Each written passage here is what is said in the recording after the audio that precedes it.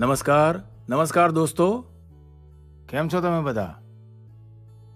આશા છે પરીક્ષાની તૈયારી સારી ચાલતી હશે. આ પરીક્ષા પે ચર્ચાની પહેલી વર્ચ્યુઅલ એડિશન છે. તમે જાણો છો આપણે છેલ્લા 1 વર્ષથી કોરોના વચ્ચે જીવી રહ્યા છીએ અને તેને કારણે દરેક વ્યક્તિએ નવું ઇનોવેશન કરવું પડી રહ્યું છે. મારે પણ તમને લોકોને મળવાનો મોહ આ વખતે છોડવો પડ્યો છે અને મારે પણ એક નવા ફોર્મેટમાં તમારી વચ્ચે આવવું પડ્યું છે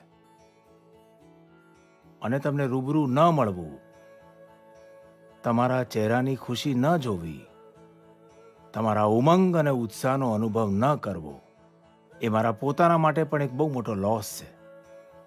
પરંતુ છતાં પણ પરીક્ષા તો છે જ છે. તમે છો, હું છું, પરીક્ષા છે તો બધી સારું જ છે કે આપણે પરીક્ષા પે ચર્ચા કન્ટિન્યુ કરીશું અને આ વર્ષે પણ બ્રેક નહીં લઈએ. હજી આપણે આપણી વાતચીતનો સિલસિલો શરૂ કરવા જઈ રહ્યા છીએ. એક વાત હું શરૂઆતમાં ચોક્કસ દેશવાસીઓને પણ કહેવા માંગુ છું અને ગાર્ડિયન્સને કહેવા માંગુ છું, ટીચર્સને કહેવા માંગુ છું. આ પરીક્ષા પે ચર્ચા છે પણ માત્ર પરીક્ષાની જ ચર્ચા નથી. ઘણી બધી વાતો થઈ શકે છે. એક હલકો ફૂલકો માહોલ બનાવવો છે, એક નવો આત્મવિશ્વાસ પેદા કરવો છે અને જેમ પોતાના ઘરમાં બેસીને વાતો કરીએ છીએ, પોતાના લોકો સાથે વાતો કરીએ છીએ, ભાઈબંધો સાથે વાતો કરીએ છીએ, આવો આપણે પણ એવી જ રીતે વાતો કરીશું આજે.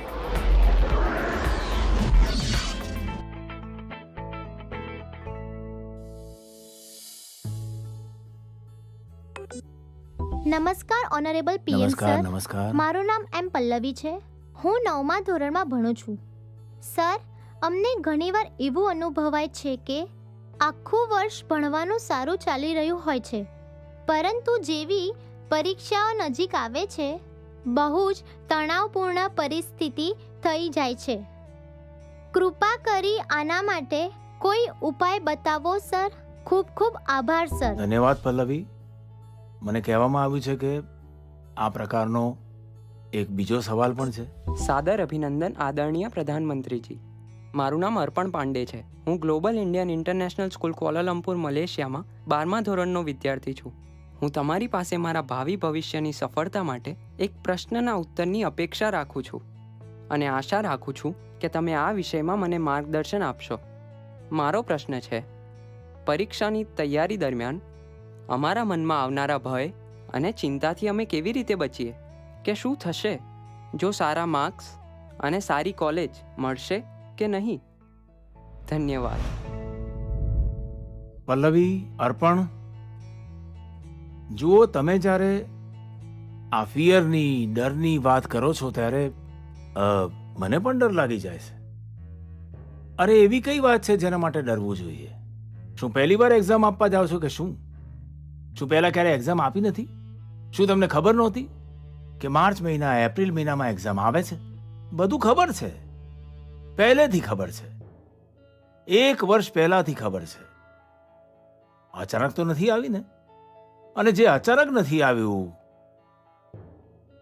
કંઈ આભ નથી તૂટી પડ્યું, એનો મતલબ એ થયો કે તમને ડર એક્ઝામનો નથી, તમને ડર કોઈ અન્ય વાતનો છે. અને એ શું છે?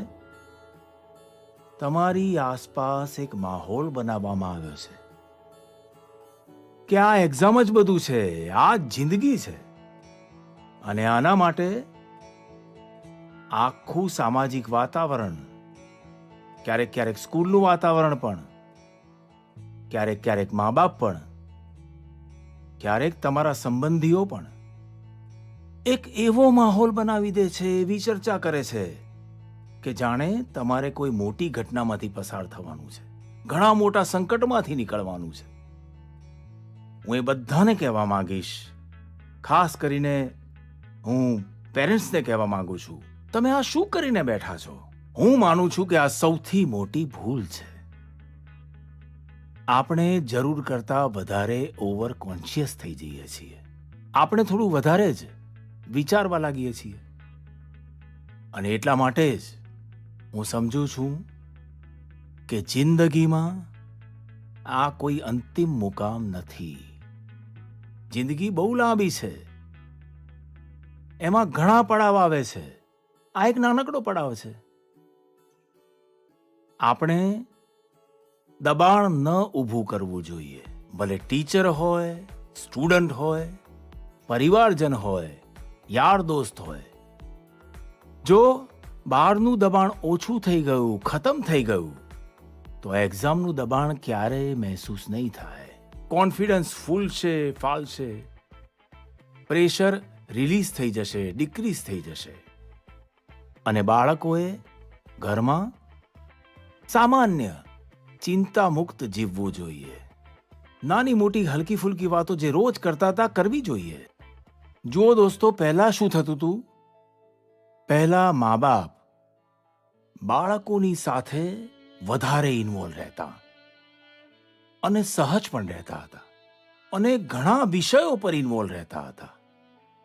આજે જે પણ ઇન્વોલ્વ થાય છે એ મોટે ભાગે કરિયર, એક્ઝામ, અભ્યાસ, પુસ્તક, સિલેબસ.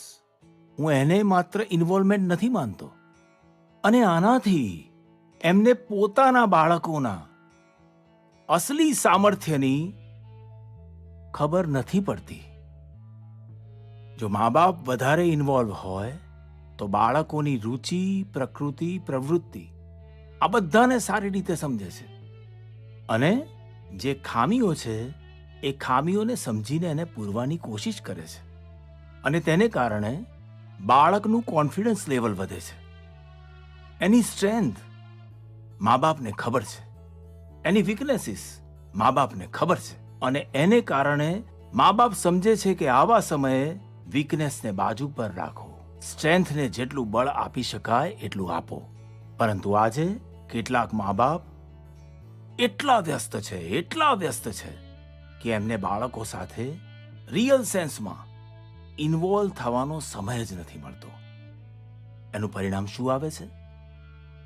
આજે બાળકનું સામર્થ્ય જાણવા માટે પેરેન્ટ્સને એક્ઝામના રિઝલ્ટની શીટ જોવી પડે છે. અને એટલા માટે બાળકોનું આકલન પણ બાળકોના રિઝલ્ટ સુધી જ મર્યાદિત થઈ ગયું છે. માર્ક્સ સિવાય પણ બાળકમાં ઘણી એવી બાબતો હોય છે જેને પેરેન્ટ્સ માર્ક જ નથી કરી શકતા. સાથીઓ, આપણે ત્યાં એક્ઝામ માટે એક શબ્દ છે, કસોટી. મતલબ પોતાને કસવાના છે. એવું નથી કે એક્ઝામ અંતિમ મોકો છે. અલબત્ત એક્ઝામ તો એક પ્રકારે એક લાંબી જિંદગી જીવવા માટે પોતાની જાતને કસવાનો ઉત્તમ અવસર છે, એક ઓપોર્ચ્યુનિટી છે. સમસ્યા ત્યારે થાય છે જ્યારે આપણે એક્ઝામને જ જાણે જીવનના સપનાઓનો અંત માની લઈએ છીએ, જીવન મરણનો પ્રશ્ન બનાવી દઈએ છીએ. ખરેખર તો એક્ઝામ જીવનને ઘડવાનો એક અવસર છે, એક ઓપોર્ચ્યુનિટી છે, એક મોકો છે. એને એ સ્વરૂપમાં લેવી જોઈએ. એકચ્યુઅલી આપણે આપણી જાતને કસોટી પર કસવાના અવસર શોધતા જ રહેવું જોઈએ, જેથી આપણે વધુ સારું કરી શકીએ. આપણે ભાગવું જોઈએ નહીં. આવો દોસ્તો, આગળના સવાલ તરફ જઈએ. માનનીય પ્રધાનમંત્રીજી, નમસ્કાર. મારું નામ પુણ્ય નમસ્કાર. સુનિયા છે. હું 11મા ધોરણની વિદ્યાર્થીની છું. મારા વિદ્યાલયનું નામ વિવેકાનંદ કેન્દ્રીય વિદ્યાલય નિરજુલે, ડિસ્ટ્રિક્ટ પાપુમપારે, સ્ટેટ અરુણાચલ પ્રદેશ છે. માનનીય પ્રધાનમંત્રીજી, અમુક સબ્જેક્ટ્સ અને અમુક ચેપ્ટર્સ છે જેને લઈને હું સહજ નથી. એનાથી પીછો છોડાવવામાં લાગેલી રહું છું. હું ભલે ગમે તેટલી પણ કોશિશ કેમ ન કરું, હું એને વાંચી નથી શકતી. કદાચ એવું એટલા માટે છે કારણ કે મને એનાથી ડર લાગે છે. સર, આ સ્થિતિને કેવી રીતે દૂર કરી શકાય? ધન્યવાદ સર. ચલો, આંધ્રથી આપણે મલેશિયા, મલેશિયાથી હવે અરુણાચલ પહોંચી ગયા, અને મને કહેવામાં આવ્યું છે કે આ પ્રકારનો એક અન્ય સવાલ પણ છે. માનનીય પ્રધાનમંત્રી શ્રી નમસ્કાર. મારું નામ વિનીતા ગર્ગ છે અને હું એસઆરડીએવી પબ્લિક સ્કૂલમાં 25 વર્ષથી કાર્યરત છું. મારો પ્રશ્ન છે, અમુક સબ્જેક્ટ્સ એવા છે જેમાં ઘણા સ્ટુડન્ટ્સને ડરનો સામનો કરવો પડે છે. આને કારણે તે એનાથી દૂર ભાગે છે. આના વિશે ઇતિહાસ કે ગણિત જેવા વિષયોના શિક્ષક સારી રીતે સમજી શકે છે. ટીચર તરીકે આ સ્થિતિને વધુ સારી બનાવવા માટે અમે શું કરી શકીએ? આ એક અલગ પ્રકારનો જ વિષય મારી સામે આવ્યો છે.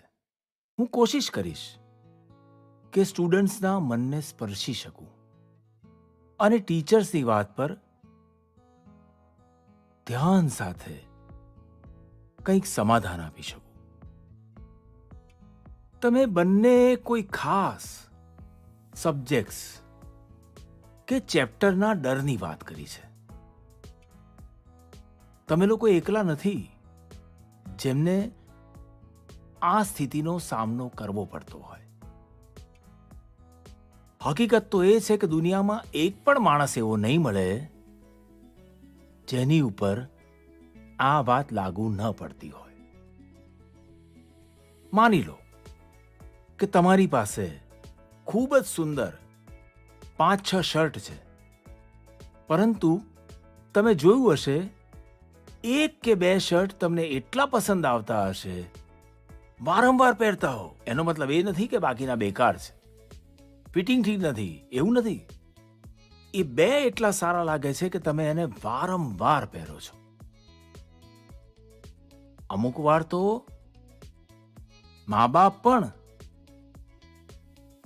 આ વાતને લઈને ગુસ્સો કરે છે કે કેટલી વાર આને પહેરીશ, હજી 2 દિવસ પહેલા તો પહેર્યો હતો. પસંદ નાપસંદ મનુષ્યનો સ્વભાવ છે, અને ક્યારેક ક્યારેક પસંદની સાથે લગાવ પણ થઈ જાય છે. હવે આમાં ડરની, દુવિધાની શું વાત છે કે આપણે ડરવું જોઈએ? ખરેખર હોય છે શું કે જ્યારે આપણને અમુક વસ્તુઓ વધારે સારી લાગવા માંડે છે તો એની સાથે તમે બહુ કમ્ફર્ટ થઈ જાઓ છો, બહુ કમ્ફર્ટેબલ લાગે છે, એ સહજ બની જાઓ છો. પરંતુ જે વસ્તુઓ સાથે તમે સહજ નથી હોતા એની ચિંતામાં તમારી 80% એનર્જી તમે એમાં જ લગાડી દો છો. અને એટલા માટે સ્ટુડન્ટ્સને હું એ જ કહીશ, તમારે તમારી એનર્જીને ઇક્વલી ડિસ્ટ્રીબ્યુટ કરવી જોઈએ. બધા વિષયોમાં બરાબર બરાબર. તમારી પાસે વાંચવા માટે 2 કલાક છે તો આ કલાકોમાં બધા સબ્જેક્ટને સમાન ભાવથી વાંચો. તમારા સમયને ઇક્વલ ડિસ્ટ્રીબ્યુટ કરો. સાથીઓ, તમે જોયું હશે ટીચર્સ, માતા પિતા આપણને શીખવાડે છે કે જે સહેલું છે એ પહેલા કરો. આવું સામાન્ય રીતે કહેવામાં આવે છે. અને એક્ઝામમાં તો ખાસ કરીને વારંવાર કહેવામાં આવે છે કે જે સહેલું છે એને પહેલા કરો ભાઈ.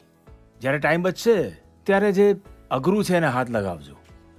પરંતુ અભ્યાસને લઈને હું સમજુ છું આ સલાહ જરૂરી નથી અને ઉપયોગી પણ નથી. હું જરા આ વસ્તુને અલગ રીતે જોઉં છું. હું કહું છું કે જ્યારે અભ્યાસની વાત હોય તો જે અઘરું હોય એને પહેલા લો. તમારું માઇન્ડ ફ્રેશ છે, તમે પોતે ફ્રેશ છો, એને અટેન્ડ કરવાનો પ્રયાસ કરો. જ્યારે અઘરું અટેન્ડ કરશો તો સરળ વધારે સહેલું બની જશે. હું મારો અનુભવ જણાવું છું. જ્યારે હું મુખ્યમંત્રી હતો, જ્યારે પ્રધાનમંત્રી બન્યો, તો મારે પણ ઘણું બધું વાંચવું પડે છે, ઘણું બધું શીખવું પડે છે, ઘણા લોકો પાસેથી શીખવું પડે છે, વસ્તુઓને સમજવી પડે છે. તો હું શું કરતો હતો? જે મુશ્કેલ બાબતો હોય, જેના નિર્ણય થોડા ગંભીર હોય, હું મારી સવારની જે શરૂઆત કરું છું તો અઘરી વસ્તુઓથી શરૂઆત કરવાનું પસંદ કરું છું. મુશ્કેલમાં મુશ્કેલ બાબતો મારા ઓફિસર મારી સામે લઈને આવે છે. એમને ખબર છે કે એ મારો એક અલગ મૂડ હોય છે. હું વસ્તુઓને ખૂબ જ ઝડપથી સમજી લઉં છું, નિર્ણય કરવાની દિશામાં આગળ વધું છું. મેં પોતાનો એક નિયમ બનાવ્યો છે, કોશિશ કરી છે. અને જે સરળ વસ્તુઓ છે, દિવસભરના થાક પછી રાત્રે મોડું થઈ જાય છે, તો ચલો ભાઈ, હવે આમાં વધારે મગજ ખપાવવાની જરૂર નથી, આ ભૂલ થવાનું કારણ નથી, તો આ વસ્તુઓને હું મોડી રાત સુધી ખેંચી લઉં છું. પણ સવારે જ્યારે ઉઠું છું તો ફરી મુશ્કેલીઓનો મુકાબલો કરવા નીકળી પડું છું. દોસ્તો, એક બીજી વાત આપણે પોતાની જાત પાસેથી શીખવી જોઈએ. તમે જુઓ, જે લોકો જીવનમાં ખૂબ સફળ છે એ દરેક વિષયમાં પારંગત નથી હોતા, પરંતુ કોઈ એક વિષય પર, કોઈ એક સબ્જેક્ટ પર એમની પકડ જબરજસ્ત હોય છે. હવે જેમ કે લતા દીદી છે. લતા મંગેશકરજીનું પૂરી દુનિયામાં નામ છે, હિન્દુસ્તાનની દરેક જબાન પર નામ છે. પણ કોઈ જઈને એમને કહી દે કે આજે અમારા ક્લાસમાં આવો અને જ્યોગ્રાફી ભણાવો. બની શકે, તે ના પણ ભણાવી શકે, ભણાવી પણ શકે. હું નથી જાણતો એ ભણાવી શકે કે ના ભણાવી શકે, પણ લતાજીની નિપુણતા જ્યોગ્રાફીમાં કદાચ ના પણ હોય, પરંતુ સંગીતની દુનિયામાં એમણે જે કરેલું છે, એક વિષય પાછળ જે રીતે પોતાનું જીવન ખપાવી દીધું છે, આજે એ દરેક જણ માટે પ્રેરણાનું કારણ બની ગયા છે. અને એટલા માટે તમને ભલે અમુક સબ્જેક્ટ મુશ્કેલ લાગતા હોય, આ કોઈ તમારા જીવનમાં કોઈ ખામી નથી.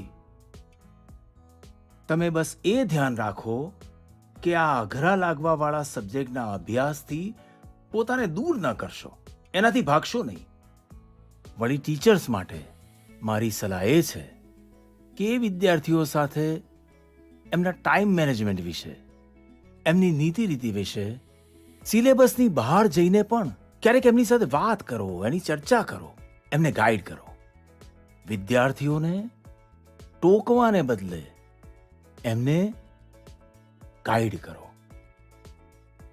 ટોકવું, રોકવું, એનો પ્રભાવ મન પર વધારે નેગેટિવ ફેલાય છે. પ્રોત્સાહિત કરવાથી એ કોન્સન્ટ્રેટેડ તાકાતના રૂપમાં કન્વર્ટ થઈ જાય છે. અમુક વાતો ક્લાસમાં બધાની વચ્ચે ચોક્કસપણે કહો, જેથી સૌને જ્ઞાન મળે. પરંતુ ઘણી વાતો એવી હોય છે જે ક્યારેક કોઈ એક બાળકને બોલાવીને ચાલતા ચાલતા થોડો માથા પર હાથ રાખીને ખૂબ પ્રેમથી કહેવાની જરૂર છે કે જો ભાઈ, તું આટલું સારું કરે છે, જરા જો આને જરા થોડું આ કરી લે, જો તારામાં બહુ મોટી તાકાત છે, તમે જુઓ, આ ખૂબ કામ લાગશે, ખૂબ કામ લાગશે. એક કામ કરજો, તમારા જીવનમાં એવી કઈ વાતો હતી જે ક્યારેક તમને ખૂબ જ મુશ્કેલ લાગતી હતી અને આજે તમે એને ખૂબ સહજતાથી કરી શકો છો? એવા અમુક કામોનું લિસ્ટ બનાવજો. જેમ કે સાયકલ ચલાવવી ક્યારેક તમને કઠિન લાગતી હશે, પરંતુ હવે એ જ કામ તમે ખૂબ જ સરળતાથી કરી લેતા હશો. ક્યારેક તરવાની વાત આવી હશે, ખૂબ ડર લાગ્યો હશે, ઉતરવાની પણ બીક લાગી હશે, પણ આજે તમે સારી રીતે તરવાનું શીખી ગયા હશો. જે મુશ્કેલ હતું એને તમે કન્વર્ટ કરી દીધું. તમારા જીવનમાં એવી સેંકડો વસ્તુઓ હશે, જો તમે આ યાદ કરીને જરા કોઈ કાગળ પર લખી લેશો તો ક્યારેય તમારે કોઈને પણ, મને પણ અઘરો લાગતો સવાલ પૂછવો જ નહીં પડે. કારણ કે ક્યારેય કોઈ ચીજ તમને મુશ્કેલ લાગશે જ નહીં. મારા પર વિશ્વાસ કરો દોસ્તો, એકવાર કરીને જુઓ. આદરણીય પ્રધાનમંત્રીજી, વણક્કમ. વણક્કમ. હું વણક્કમ. નીલાનંદ, ધોરણ 12માં Vivekananda Kendriya Vidyalaya matric higher secondary school, Kanyakumari. Sir, આ મહામારીની સ્થિતિમાં ઓનલાઈન અભ્યાસને કારણે અમને સામાન્ય કરતાં વધારે ખાલી સમય મળે છે. હું જાણવા માંગુ છું, અમારા ખાલી સમયનો શ્રેષ્ઠ ઉપયોગ કેવી રીતે કરી શકીએ? મને આ તક આપવા માટે આદરણીય પ્રધાનમંત્રીજીનો હું આભાર માનું છું. વણક્કમ. મમ્મી પપ્પાને ખબર પડશે કે તમે પરીક્ષાના સમયે ખાલી સમયની વાત કરી રહ્યા છો તો પછી જોજો શું થાય છે. ઠીક છે, મને આ સવાલ ખૂબ સારો લાગ્યો કે તમે એક્ઝામના સમયે પણ ખાલી સમય પર ધ્યાન આપી રહ્યા છો, ખાલી સમય વિશે ચર્ચા કરી રહ્યા છો. જુઓ દોસ્તો, ખાલી સમય એને ખાલી ના સમજશો. આ ખજાનો છે, ખજાનો. ખાલી સમય એક સૌભાગ્ય છે. ખાલી સમય એક અવસર છે. તમારી દિનચર્યામાં ખાલી સમયની ક્ષણ પણ હોવી જ જોઈએ. નહીતર તો જિંદગી એક રોબોટ જેવી બની જાય. ખરેખર ખાલી સમય બે પ્રકારના હોઈ શકે છે. એક જે તમને સવારથી જ ખબર છે કે આજે તમે 3 થી 4 વાગ્યા સુધી ફ્રી છો, કે આવતા રવિવારે તમે અડધો દિવસ ફ્રી છો, કે 4 તારીખે રજા છે, તમે બપોર સુધી તમારી પાસે કોઈ કામ નથી, તમને ખબર છે. પણ બીજો એ જેની ખબર તમને લાસ્ટ મોમેન્ટ પર પડે છે. જો તમને પહેલેથી જ ખબર હોય કે મારી પાસે ખાલી સમય છે, તો તમે તમારા પેરેન્ટ્સ કે તમારા બહેન ભાઈને કહી શકો છો કે હું તમારી હેલ્પ કરીશ. તમારે શું કામ કરવું છે, તમે શું કરી રહ્યા છો, હું શું હેલ્પ કરી શકું. બીજું તમે વિચારો કે એવી કઈ વસ્તુઓ છે જે તમને ખુશી આપે છે. થોડો ભારે ભરખમ શબ્દ છે, સ્વાંતઃ સુખાય. જેમાંથી તમને સુખ મળે છે, તમને આનંદ મળે છે, તમારા મનને ખુશ કરે છે.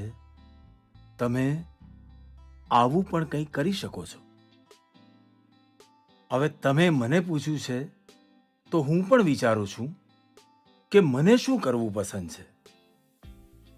મેં મારી દિનચર્યામાં ઓબ્ઝર્વ કર્યું છે કે જો મને થોડો પણ ખાલી સમય મળી જાય અને જો ઝૂલો હોય તો મને મન થાય કે હું થોડી વાર ઝૂલા પર ચોક્કસ બેસું.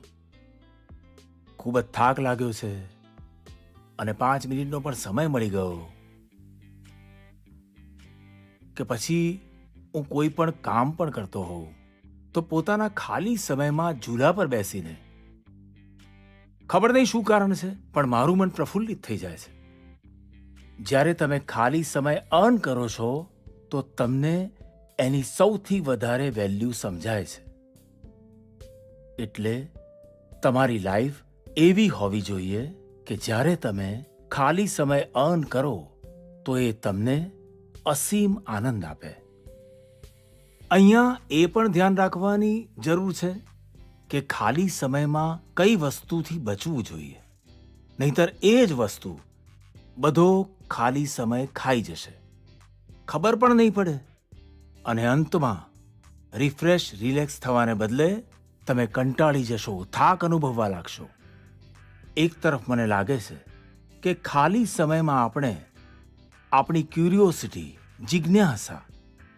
જિજ્ઞાસા વધારવાની અને એવી કઈ વસ્તુઓ આપણે કરી શકીએ છીએ જે કદાચ ખૂબ પ્રોડક્ટિવ બની જશે. તમારી મમ્મી કે પપ્પા જો ખાવાનું બનાવી રહ્યા છે તો એને ઓબ્ઝર્વ કરો. નવી વસ્તુઓમાં અંદર જવાનો, કંઈક નવું જાણવાનો, એનો ઇમ્પેક્ટ સીધો નથી દેખાતો પણ જીવનમાં આનો ખૂબ ઊંડો પ્રભાવ હોય છે. ફ્રી ટાઈમનો એક બીજો બેસ્ટ યુઝ થઈ શકે છે કે આપ અમુક એવી પ્રવૃત્તિઓ સાથે પોતાની જાતને સાંકળો જેમાં તમે પોતાને એક્સપ્રેસ કરી શકો, તમારી યુનિકનેસને બહાર લઈ આવી શકો, જેમાં તમે તમારી ઇન્ડિવિડ્યુઆલિટી સાથે જોડાઈ શકો. આવું કરવાની ઘણી રીતો છે અને તમે પણ ઘણી રીતો જાણો છો. સ્પોર્ટ્સ છે, મ્યુઝિક છે, રાઇટિંગ છે, પેઇન્ટિંગ છે, સ્ટોરી રાઇટિંગ છે. તમે ઘણું બધું કરી શકો છો. તમારા થોટ્સને, ઇમોશન્સને એક્સપ્રેસ કરવાનો એક ક્રિએટિવ રસ્તો શોધો. અવસર આપો. નોલેજની સીમાઓ ઘણીવાર ત્યાં સુધી મર્યાદિત હોય છે જે તમને ઉપલબ્ધ છે, જે તમારી આસપાસ છે. પણ ક્રિએટિવિટીની સીમાઓ નોલેજથી પણ ખૂબ દૂર સુધી તમને લઈ જાય છે, ખૂબ વિશાળ ફલક પર લઈ જાય છે. ક્રિએટિવિટી તમને એ ક્ષેત્રમાં લઈ જઈ શકે છે જ્યાં પહેલા ક્યારેય કોઈ ન પહોંચ્યું હોય, જે નવું હોય. આપણે ત્યાં કહેવાય છે, જ્યાં ના પહોંચે રવિ ત્યાં પહોંચે કવિ. આ ક્રિએટિવિટીની તો વાત છે. A global pandemic that's causing havoc worldwide. Face mask has been found to be the most effective means to fight the spread of COVID-19. World Health Organization and various researchers have also found that masks are critical in mitigating the spread of COVID-19. When you wear a mask, you protect yourself and people around you. Be a part of Mask Up India campaign.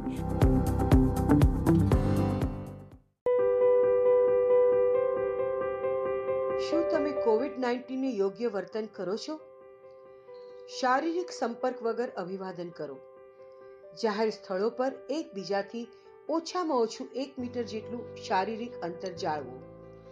ધોઈને પુનઃ ઉપયોગમાં લઈ શકાય તેવા હાથે બનાવેલા મોં ઢાંકણ માસ્કને ઘરની બહાર હોવ ત્યારે સતત પહેરી રાખો.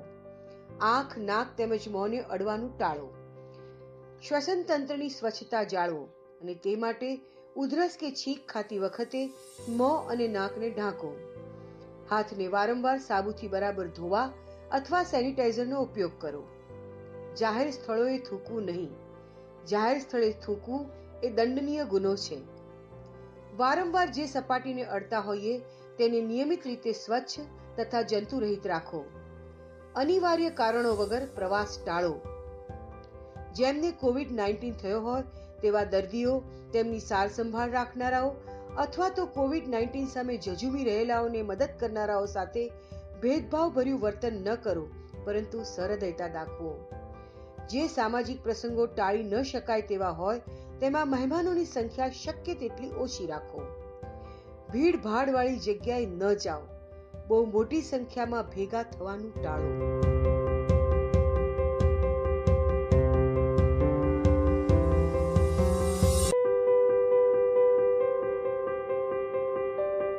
કોરોના વાયરસના ચેપથી સુરક્ષિત રહો. હોશિયાર બનો અને પોતાની જાતને કોરોના વાયરસ અંગે માહિતગાર રાખો. પ્રેમાળ, રહેમદિલ રહો અને એકબીજાને મદદરૂપ બનો. કોરોના વાયરસ કોવિડ-19 સામે લડવા તૈયાર રહો.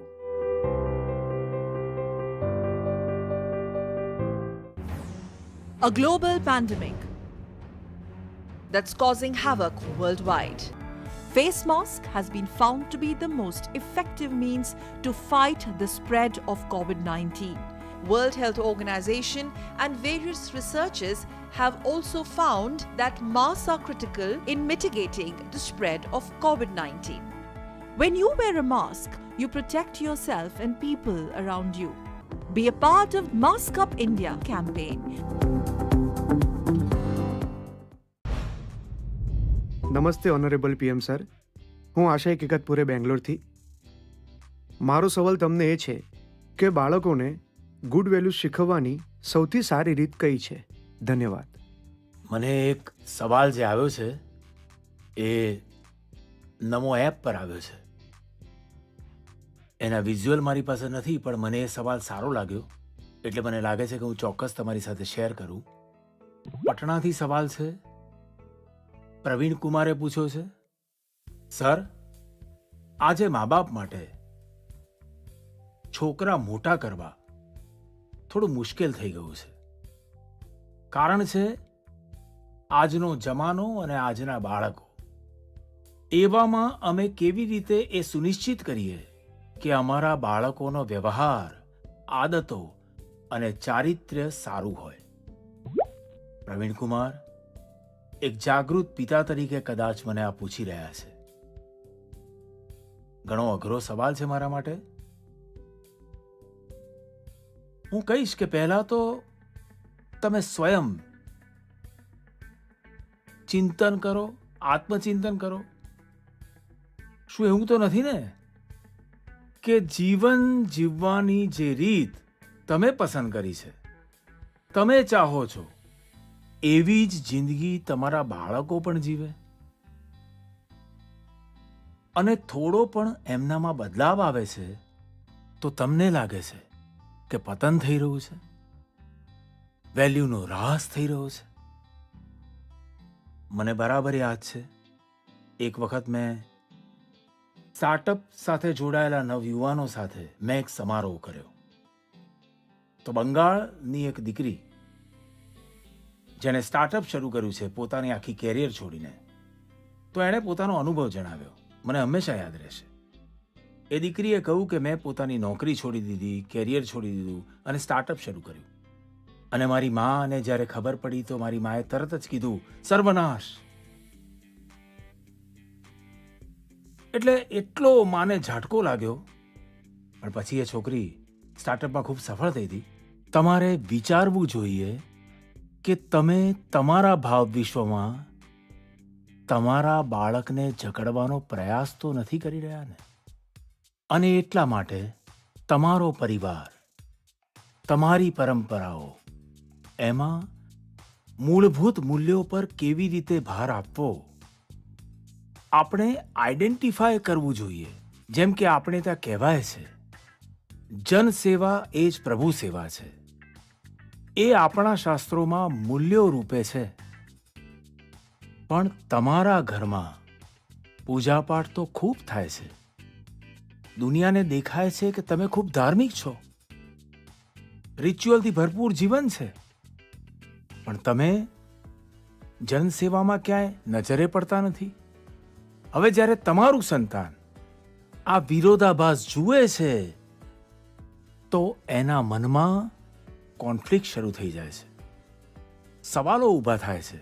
અને સવાલો ઊભા થવા સ્વાભાવિક છે. એ જ પ્રકારે આપણા મૂલ્યો છે કે જીવ માત્રમાં પરમાત્માનો વાસ છે. એ જ પ્રકારે આપણા સૌની માન્યતા છે અને આપણને એ શીખવાડવામાં આવ્યું છે. આપણા જીવન મૂલ્યના રૂપમાં પ્રસ્થાપિત થઈ ચૂક્યું છે. અને આપણી વિચારધારા છે કે જીવ માત્રમાં પરમાત્માનો વાસ છે. પણ તમે તમારા ઘરમાં જે કામ કરવા આવે છે, કચરા પોતા કરવા આવે છે, લિફ્ટ ચલાવવા વાળો હોય છે, તમને સ્કૂલમાં છોડવા વાળા ઓટો રિક્ષા ડ્રાઈવર છે, શું ક્યારેય તમે એમની સાથે એમના સુખ દુઃખની ચિંતા અને ચર્ચા કરી છે? શું ક્યારેય તમે પૂછ્યું કે તમારા પરિવારમાં તો કોઈને કોરોના નથી થયો ને? તમારા પરિવારમાં બધા સુખી છે ને? તમે જે ગામથી આવ્યા છો એ ગામમાં તો બધા ઠીક છે ને? શું તમે ક્યારેય પૂછ્યું છે? જો તમે એવું કર્યું હશે તો તમારે તમારા બાળકોને મૂલ્ય ન શીખવાડવા પડે. હું તમારા પર સવાલો નથી ઉઠાવી રહ્યો, એક સામાન્ય વ્યવહારની વાત કરું છું. કેટલાક લોકો ખરેખર આવું નથી કરતા. બાળકનો બર્થડે હોય છે, ખૂબ બધી તૈયારીઓ કરે છે. કેટલા લોકો પોતાના ઘરમાં કામ કરવા વાળાને કહે છે કે જે પણ કામ કરવું હોય 5 વાગ્યા સુધી પૂરું કરી દો. 6 વાગ્યાથી જ્યારે મહેમાન આવવાના શરૂ થઈ જશે ત્યારે તું પણ અમારા પરિવારના મહેમાન તરીકે નવા કપડાં પહેરીને, સારા કપડાં પહેરીને પરિવારના બધાને લઈને આવી જજે. તમે જુઓ, તમે એમને શું કહો છો? આજે ઘરમાં ઘણા મહેમાન આવવાના છે, મોડે સુધી રહેવું પડશે. તમે આવું કહેવાને બદલે શું કહો છો?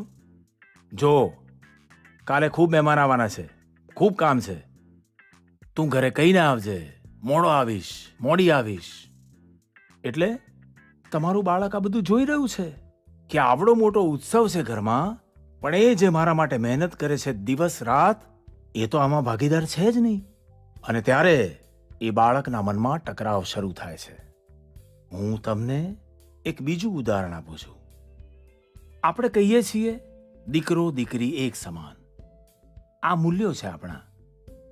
આપણે ત્યાં દેવ સ્વરૂપની જે કલ્પના કરવામાં આવી છે તેમાં સ્ત્રી ભગવાનનું એટલું જ મહત્વ છે, પણ આપણા ઘરના વાતાવરણમાં દીકરા અને દીકરી વચ્ચે જાણે અજાણે જે ટ્રીટમેન્ટ કરવામાં આવે છે એમાં અસમાનતા હોય છે.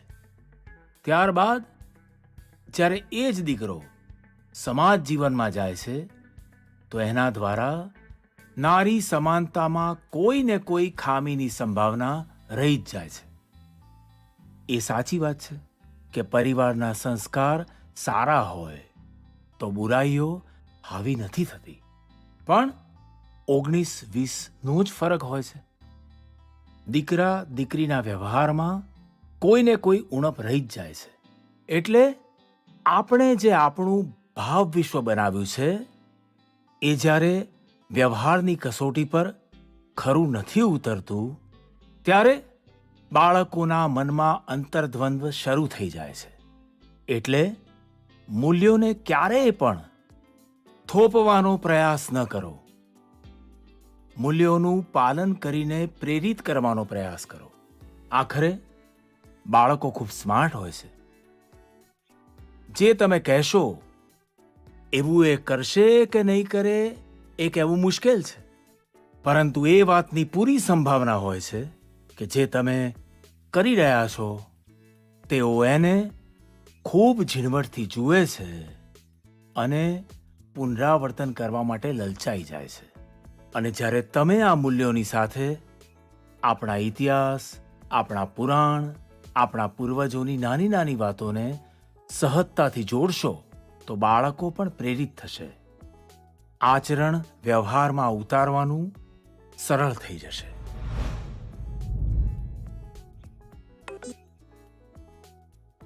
નમસ્કાર સર, હું પ્રતિભા ગુપ્તા, કુંદન વિદ્યા મંદિર, લુધિયાણાથી.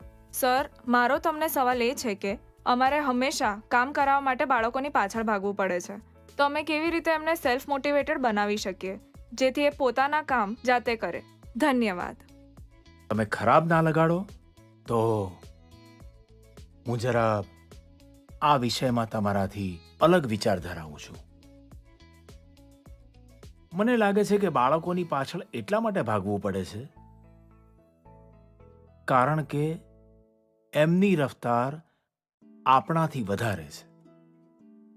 એ વાત સાચી છે કે બાળકોને શીખવાડવાની, કહેવાની, સંસ્કાર આપવાની જવાબદારી પરિવારમાં સૌની છે, પણ ઘણીવાર મોટા હોવા છતાં પણ આપણે જરા મૂલ્યાંકન કરવું જોઈએ. આપણે એક બીબું તૈયાર કરી લઈએ છીએ અને બાળકને એમાં ઢાળવાની કોશિશ કરતા રહીએ છીએ અને સમસ્યા અહીંથી જ શરૂ થાય છે. આપણે એને સોશિયલ સ્ટેટસનો સિમ્બોલ બનાવી દઈએ છીએ. હંમેશા માતા પિતા પોતાના મનમાં અમુક લક્ષ્ય તૈયાર કરી લે છે, અમુક પેરામીટર્સ બનાવી લે છે અને અમુક સપના પણ જોઈ લે છે. પછી પોતાના એ સપનાઓ અને લક્ષ્યોને પૂરા કરવાનો બોજ બાળકો પર નાખી દે છે. આપણે આપણા લક્ષ્યો માટે બાળકોને જાણે અજાણે જ, માફ કરજો મને, મારો શબ્દ ક્યાંક કઠોર લાગશે, જાણે અજાણે આપણે બાળકોને ઇન્સ્ટ્રુમેન્ટ માનવા લાગીએ છીએ. અને જ્યારે બાળકોને એ દિશામાં ખેંચવા અસફળ થઈએ છીએ તો એમ કહેવા લાગીએ છીએ કે બાળકોમાં મોટિવેશન અને ઇન્સ્પિરેશનની કમી છે. કોઈને પણ મોટિવેટ કરવાનો પહેલો પાઠ છે ટ્રેનિંગ, પ્રોપર ટ્રેનિંગ. એકવાર બાળકનું મન ટ્રેન થઈ જશે ત્યારબાદ મોટિવેશનનો સમય શરૂ થશે. ટ્રેનિંગના ઘણા માધ્યમ, ઘણા સ્વરૂપ હોઈ શકે છે. સારું પુસ્તક, સારી મૂવીઝ, સારી વાર્તાઓ, સારી કવિતાઓ, સારી કહેવતો કે સારા અનુભવો, આ બધા એક પ્રકારે ટ્રેનિંગના ટૂલ્સ જ છે. જેમ કે તમે ચાહો છો તમારું બાળક સવારે ઉઠીને વાંચે, તમે એને કહો છો, બોલો પણ છો, લડો પણ છો, પણ તમને સફળતા નથી મળતી.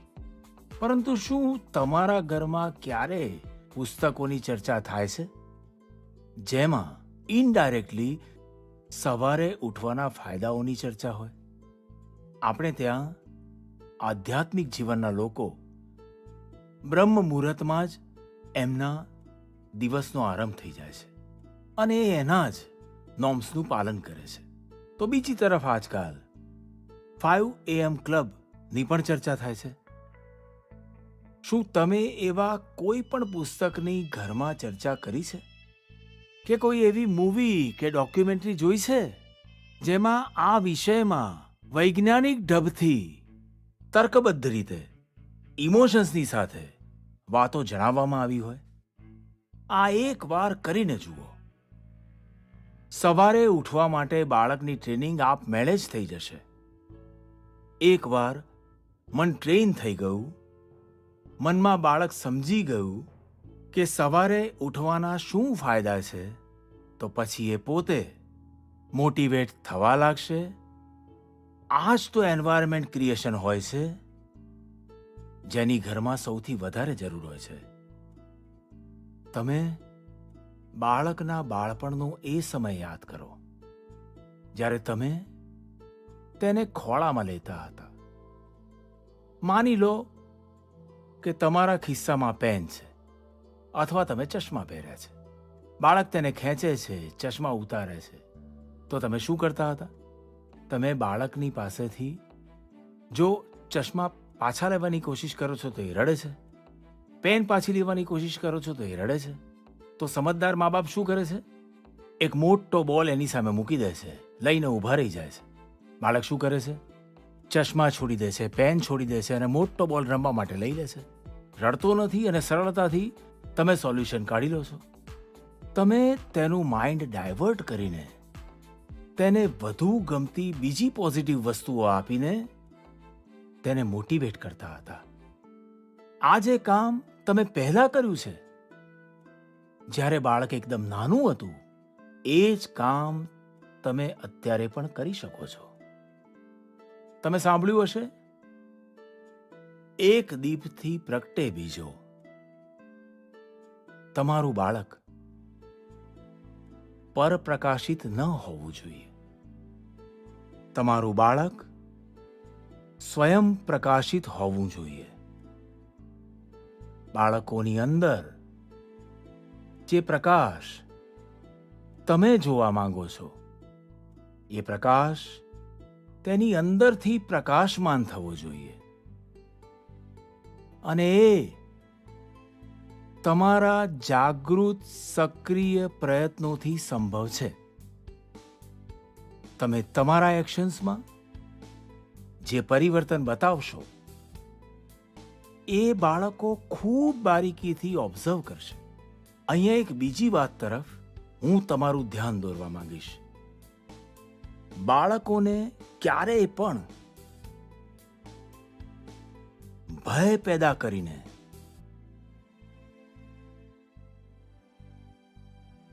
આમ થશે તો આમ થશે, આવું થશે તો આવું થશે, મહેરબાની કરીને આવી કોશિશ ન કરશો.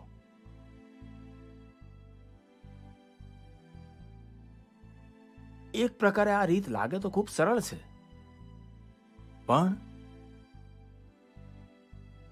આનાથી એક રીતે નેગેટિવ મોટિવેશનની સંભાવનાઓ વધી જાય છે. જેવો તમે જે હાવ ઊભો કર્યો છે એ ખતમ થઈ જાય, બાળકનું મોટિવેશન પણ ખતમ થઈ જાય છે. અને એટલા માટે પોઝિટિવ મોટિવેશન ને સાથે સાથે વારંવાર પોઝિટિવ રીઇન્ફોર્સમેન્ટ પર જોર આપતા રહેવું જોઈએ. મોટિવેશનનો જે મંત્ર બાળકો માટે છે, એક રીતે આપણા સૌ માટે પણ છે, મનુષ્ય માત્ર માટે છે. નમસ્તે પ્રાઇમ મિનિસ્ટર સર, મારું નામ તનય છે અને હું શામિયા ઇન્ડિયન મોડેલ સ્કૂલ કુવૈતનો વિદ્યાર્થી છું. સર, મારો પ્રશ્ન એ છે કે જીવનના પડકારો માટે પોતાની જાતને કેવી રીતે તૈયાર કરવી? Thank you sir. Namo app પર મસૂરી, ઉત્તરાખંડ, શ્રીમાન અશરફ ખાને લખ્યું છે, સર, અમે બધા જ્યારે અમારા મોટા કઝિન્સ કે મિત્રો સાથે વાત કરીએ છીએ તો તેઓ કહે છે કે હજી સ્કૂલમાં તો તમે જીવન જોયું જ ક્યાં છે? જીવનની અસલી કસોટી તો સ્કૂલની બહાર નીકળ્યા પછી થશે. મારો સવાલ એ છે કે આજે અમે અમારી જાતને ભવિષ્યના પડકારો માટે કેવી રીતે તૈયાર કરીએ? તમે તો કુવૈતથી મારી સાથે વાત કરી રહ્યા છો, પણ તને ક્યારેય કોઈએ આ વાત માર્ક કરી છે કે તમારો જે અવાજ છે એ ગોડ ગિફ્ટેડ છે? શું ક્યારેય તમારા મા બાપે, ક્યારેય તમારા દોસ્તોએ, ક્યારેય તમારા ટીચર્સે ક્યારેય કહ્યું છે? શું તમારું ધ્યાન ગયું છે? આજે તમારો સવાલ સાંભળ્યા પછી ભલે રેકોર્ડેડ છે, પણ હું પાક્કું માનું છું કે તમને એક વિશિષ્ટ પ્રકારનો અવાજ પરમાત્માએ આપ્યો છે. ક્યારેક એના પર ધ્યાન આપજો. એ તમારી ખૂબ મોટી વિરાસત બની શકે છે. ખેર, હું તનેની વાતો તરફ ચાલ્યો ગયો, પણ જે સવાલ તમે પૂછ્યા, પહેલી વાત તો એ કે જે લોકો તમને આ કહે છે એમની કહેવાની રીત ભલે આવી હોય કે તે તમને સલાહ આપી રહ્યા છે, પણ મનની અંદરની સચ્ચાઈને જુઓ તો એ પોતાની જાતને હીરો બનાવવાની કોશિશ કરી રહ્યા હોય છે કે પછી એ પોતાની અસફળતાઓને એટલા માટે મોટી બનાવીને બતાવે છે કે જેથી એને એક એસ્કેપ રૂટ મળી શકે. અને એટલા માટે એ બતાવે છે કે એની સામે ખૂબ મોટા મોટા પડકારો છે. આ વિષયમાં મારો સીધો સાદો મંત્ર છે: એક કાનથી સાંભળો અને બીજા કાનમાંથી કાઢી નાખો. હા, આ સવાલ ખૂબ જ સ્વાભાવિક છે કે 10મા અથવા 12મા ધોરણ પછી શું? આ દરેક બાળકના મનમાં હોય છે, અને ન તો હું આનો ઇનકાર કરી શકું કે બીજું કોઈ પણ આનો ઇનકાર કરી શકે. ઘણા લોકો માટે આ સવાલ ચિંતા અને નિરાશા ફેલાવનારો હોઈ શકે છે. દુર્ભાગ્યે આજના ઝાક જમાળવાળા યુગમાં સેલિબ્રિટીના કલ્ચરને કારણે અને તેનો પ્રભાવ હોવાને કારણે સ્ટુડન્ટ લાઈફમાં એક ટ્રેન્ડ બની ગયો છે, જે ટીવી પર આવે છે, જેની અખબારોમાં ચર્ચા થાય છે. એવું કંઈક બનવું છે, એવું કંઈક કરવું છે. આ ખોટી વાત નથી, પણ જીવનની સચ્ચાઈથી આ ખૂબ દૂર છે. આજે પ્રચાર માધ્યમોમાં 1000-2000 લોકો આપણી સામે આવે છે. દુનિયા આટલી નાની નથી. આટલી મોટી વિશ્વ વ્યવસ્થા, આટલો લાંબો માનવ ઇતિહાસ, આટલી ઝડપથી થઈ રહેલા પરિવર્તન ખૂબ બધા અવસર લઈને આવે છે. જીવનની સચ્ચાઈ એ છે કે જેટલા લોકો છે એટલી વિભિન્નતાઓ છે. જેટલા લોકો છે એટલા અવસર પણ છે. આપણે આપણી જિજ્ઞાસાની સીમા ખૂબ મોટી કરવાની જરૂરિયાત છે. એને વિસ્તરણ આપવાની આવશ્યકતા છે. અને એટલા માટે જરૂરી છે કે 10મા ધોરણમાં, 12મા ધોરણમાં પણ તમે પોતાની આસપાસના જીવનને ઓબ્ઝર્વ કરતા શીખો. તમારી આસપાસ કેટલા બધા પ્રોફેશન છે, નેચર ઓફ જોબ્સ છે, અને બદલાતા નેચર ઓફ જોબ્સ છે. પોતાને ટ્રેન કરો, પોતાની સ્કિલ વધારો અને એનો લાભ ઉઠાવો. કરિયરની પસંદગીમાં એક પક્ષ આ પણ છે કે ઘણા લોકો જીવનમાં ઈઝી રૂટની શોધમાં હોય છે. ખૂબ જલ્દી વાહવાહી મળી જાય, આર્થિક રૂપે મોટું સ્ટેટસ બની જાય. આ ઈચ્છા જ જીવનમાં ક્યારેક ક્યારેક, દરેક વખતે નહીં પણ ક્યારેક ક્યારેક અંધકારની શરૂઆત પણ કરવાનું કારણ બની જાય છે. પછી આ અવસ્થા એવી હોય છે જેમાં સપના સેવવા અને જોવા જરાક સારું લાગે છે. સપનામાં ખોવાયેલા રહેવું સારું લાગે છે. સપના જોવા સારી વાત છે, પણ સપનાને લઈને બેસી રહેવું અને સપનાઓ માટે સૂતા રહેવું આ તો યોગ્ય નથી. સપનાથી આગળ વધીને પોતાના સપનાઓને મેળવવાનો સંકલ્પ આ ખૂબ મહત્વપૂર્ણ છે. તમારે વિચારવું જોઈએ કે તમારું કયું એવું એક સપનું છે જેને તમે તમારા જીવનનો સંકલ્પ બનાવવા માંગો છો. જેવા તમે આ સંકલ્પ લઈ લેશો, તમને આગળનો રસ્તો પણ એટલો જ સાફ દેખાવા માંડશે. માનનીય પ્રધાનમંત્રીજી પ્રણામ. માફ કરશો, મારો સવાલ પરીક્ષાને લગતો નથી, તો કૃપા કરીને તમે આના પર હસતા નહીં. આજકાલના બાળકો પ્રોપર ખાવાનું નથી ખાતા. આખો દિવસ ચિપ્સ, ચોકલેટ અને જંક પર એમનું ધ્યાન રહે છે. તમે પ્લીઝ અમને એ જણાવો કે અમારે આના વિશે શું કરવું જોઈએ. આ પ્રકારના થોડા બીજા સવાલ પણ મારી પાસે છે, અને આ નરેન્દ્ર મોદી એપ પર છત્તીસગઢ રાયપુરથી સુનીતા પોલજીએ લખ્યું છે. સર, અમારા બાળકોને અમે જે ટિફિન આપીએ છીએ તેઓ એ વસ્તુને ખાતા નથી અને હંમેશા ફાસ્ટ ફૂડ ખાવાની જીદ કરે છે. કૃપા કરીને આ મુદ્દા પર અમને માર્ગદર્શન આપો. હું સમજી નથી શકતો કે હું આ બધા સવાલ સાંભળીને મલકાઉં કે જોરથી હસવા લાગું.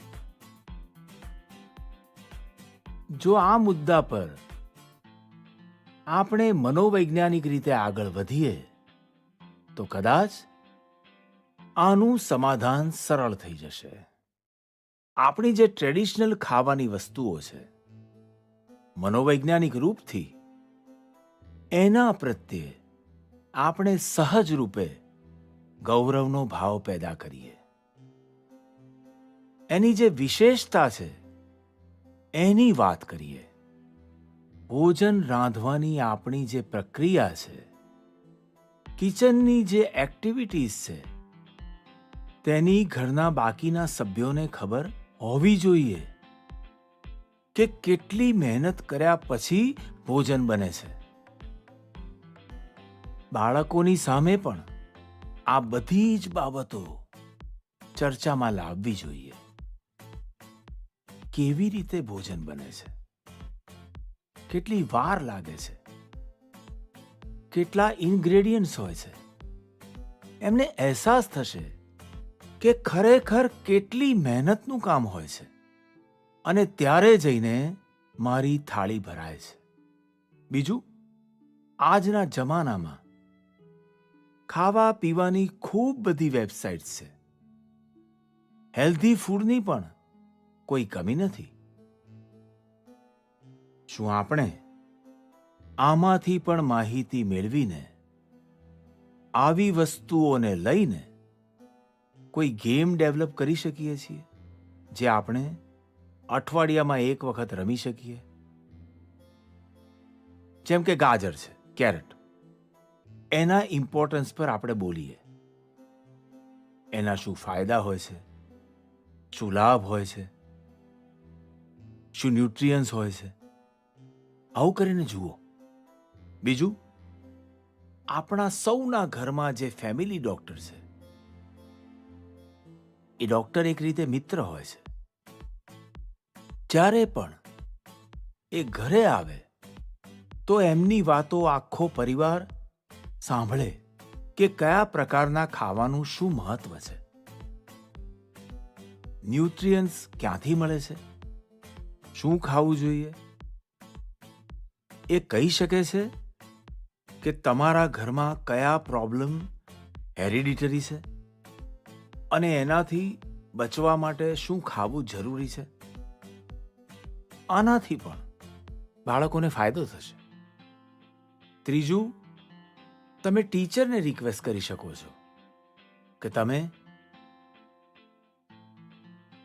બાળકોમાં આ શું તમને તકલીફ થઈ રહી છે, ખાસ કરીને ખાવાના વિષયમાં. ટીચરને સમજાવો, ટીચરને વિશ્વાસમાં લો.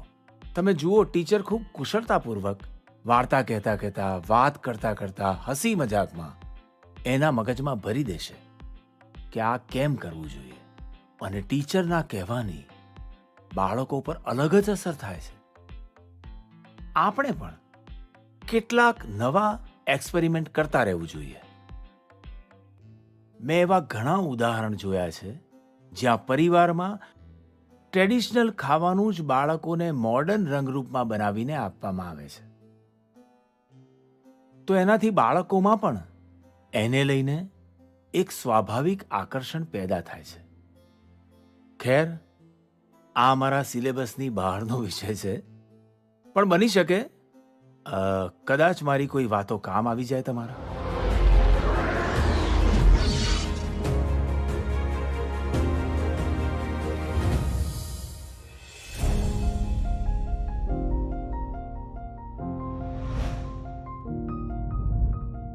દિવ્યંકા, નમસ્કાર. દિવ્યંકા, શું ભણો છો? જી સર, હું કોમર્સની સ્ટુડન્ટ છું. અને પુષ્કરના જ રહેવાસી છો? જી સર. તો પુષ્કરની કોઈ પવિત્ર વસ્તુનું મને વર્ણન કરશો? શું છે પુષ્કરની વિશેષતા? પુષ્કરમાં એકમાત્ર બ્રહ્મા મંદિર છે. હા. અને જે પુષ્કર રાજ છે એ 68 તીર્થોના ગુરુ છે. અચ્છા, બ્રહ્માનો શું રોલ રહ્યો છે? જે એમણે પૃથ્વીને ક્રિએટ કરી છે. અચ્છા અચ્છા, જણાવો દિવ્યંકા, શું સવાલ હતો તમારા મનમાં? સર, મારા કેટલાક મિત્રો એવા છે જેમની મેમરી એવરેજ છે. એ કોઈ પણ વિષયને ગમે તેટલો વાંચી લે, એ પરીક્ષામાં એને યાદ નથી રાખી શકતા. સર, તેઓ એવું શું કરે કે એ આ વિષયને યાદ રાખી શકે? અચ્છા, તમારે મેમરીની જડીબુટ્ટી જોઈએ છે. જી સર. જુઓ દિવ્યંકા, તમે સૌથી પહેલા તમારી ડિક્શનરીમાંથી આ શબ્દને ડિલીટ કરી દો. તમે એવું વિચારો જ નહીં કે તમારી પાસે યાદ કરવાની શક્તિ નથી. તમે જો પોતાને લગતી કેટલીક ઘટનાઓ જોશો તો તમને ખબર પડશે કે વાસ્તવમાં તમને ઘણી બધી ચીજો યાદ રહે છે. જેમ કે તમારી મધર ટંગ. શું મધર ટંગ તમને કોઈએ બહુ ગ્રામરની સાથે ભણાવી હતી, શીખવી હતી? ના સર. તમને આવડી ના, ગયું? શું શાળામાં તમે શીખ્યા કે પુસ્તકમાંથી, ક્યાંયથી? જી નહીં. હા, આ બધું સાંભળીને શીખ્યા. તો આ એ જ ચીજો છે.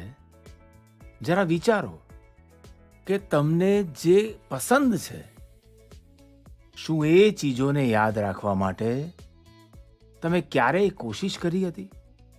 એ વાતો જેની સાથે તમે સંપૂર્ણ જોડાઈ ગયા છો, મગ્ન થઈ ગયા છો, એ વાતો જે તમારો હિસ્સો બની ગઈ છે, તમારા વિચાર પ્રવાહનો હિસ્સો બની ગઈ છે, તેને તમે કદી નથી ભૂલતા. બીજા શબ્દોમાં કહું તો આ મેમરાઇઝ નથી, એકચ્યુઅલી આ ઇન્ટરનલાઇઝ છે. અને ઇન્ટરનલાઇઝ કરવું એ જ એનો એક સારો રસ્તો છે. અને તેથી તમારે યાદ કરવા પર ભાર મૂકવાને બદલે તમારે તેને જીવવાની કોશિશ કરવી જોઈએ.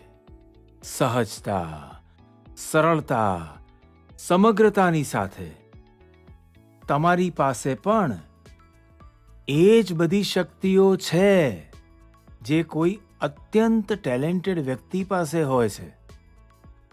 વિચારો, પોતાના ભાઈ કે બહેન સાથે જો તમારો ઝઘડો થયો છે તો એ તમને એકદમ યાદ રહે છે. તમે તેને ભૂલતા નથી ત્યાં સુધી કે તમને એ પણ યાદ રહેતું હશે કે એ સમયે તમે તમારા ભાઈ બહેને કેવા કપડાં પહેર્યા હતા, તમે ઊભા ઊભા ઝઘડી રહ્યા હતા કે દોડતા દોડતા ઝઘડતા હતા.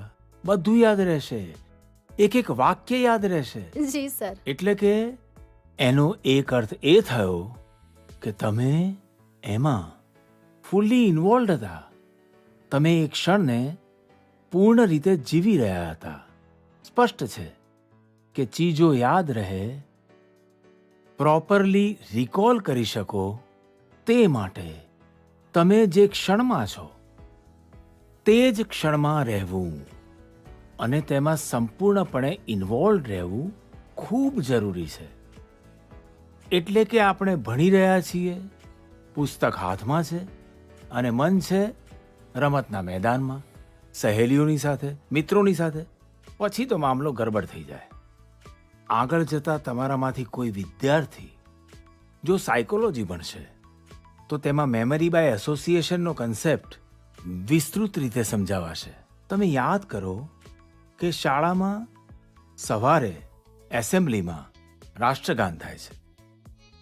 હવે જનગણમન બધા ગાય છે, પરંતુ શું તમે ક્યારે જનગણમન ગાતી વખતે તમે એ રાષ્ટ્રગાનની સાથે દેશમાં ટ્રાવેલ કર્યું છે ખરું? તમે એની સાથે જે શબ્દો આવે છે એ શબ્દોની સાથે પોતાની જાતને વિઝ્યુલાઇઝ કરી શક્યા કે નહીં? પંજાબને, ગુજરાતને, મહારાષ્ટ્રને, બંગાળને મનોમન રાષ્ટ્રગાન ગાતી વખતે ટ્રાવેલ કર્યું કે નહીં? તમને એકદમ યાદ આવવાનું શરૂ થઈ જશે. મનમાં જ વિઝ્યુલાઇઝ કરશો તો તમને સારી રીતે યાદ રહેશે. એનાથી એક ફાયદો બીજો થશે, તમે આ દેશની સાથે પણ એકાકાર થવા લાગશો. એટલે ઇન્વોલ્વ, ઇન્ટરનલાઇઝ, એસોસિએટ અને વિઝ્યુલાઇઝ. મેમરીને શાર્પ કરવા માટે આ ફોર્મ્યુલા પર તમે ચાલી શકો છો. હું તમને એક વધુ ઉદાહરણ આપું છું. તમારી પાસે નોટબુક્સ હોય છે, જુદા જુદા વિષયોના પુસ્તકો હોય છે. તમે જ્યારે પણ ઘરેથી નીકળો એ નક્કી કરીને નીકળો કે બેગમાં આ નંબર પર આ વિષયની નોટબુક હશે અને આ નંબર પર આ વિષયની નોટબુક હશે. ચોથા નંબર પર હોઈ શકે છે, ત્રીજા પર હોઈ શકે છે. અને તમે જો 3 નંબર પર હિસ્ટ્રીનું પુસ્તક રાખ્યું હોય, 5 નંબર પર ભૂગોળનું પુસ્તક રાખ્યું હોય, તો જ્યારે પણ તમે હિસ્ટ્રીનું પુસ્તક કાઢવા જશો તો બિલકુલ આંખ બંધ કરીને 3 નંબરનું પુસ્તક કાઢો છો તમે. જોજો તમારું કોન્ફિડન્સ લેવલ કેટલું વધી જાય છે. ચાલો, મને ગમ્યું, તમારી સાથે વાત કરવાનો મોકો મળ્યો અને હું જી રાજસ્થાનના લોકોને પણ અને પુષ્કરની પવિત્ર ભૂમિને પણ આજે અહીંથી નમન કરું છું. ખૂબ ખૂબ ધન્યવાદ. A global pandemic that's causing havoc worldwide. Face mask has been found to be the most effective means to fight the spread of COVID-19. World Health Organization and various researchers have also found that masks are critical in mitigating the spread of COVID-19. When you wear a mask, you protect yourself and people around you. Be a part of Mask Up India campaign.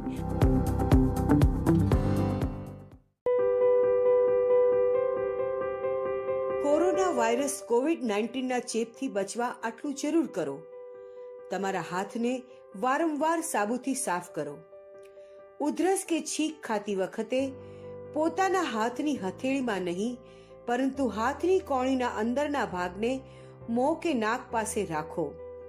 તમારી આંખો, નાક કે મોઢાને અડવાનું ટાળો. સામાજિક કૌટુંબિક મેળાવડા કે ભીડભાડવાળી જગ્યામાં જવાનું ટાળો. જે વ્યક્તિ બીમાર હોય તેની નજીક જવાનું ટાળો. જે વસ્તુઓને કે સપાટીને વારંવાર અડતા હોઈએ તેને સતત સ્વચ્છ તેમજ જંતુરહિત રાખો.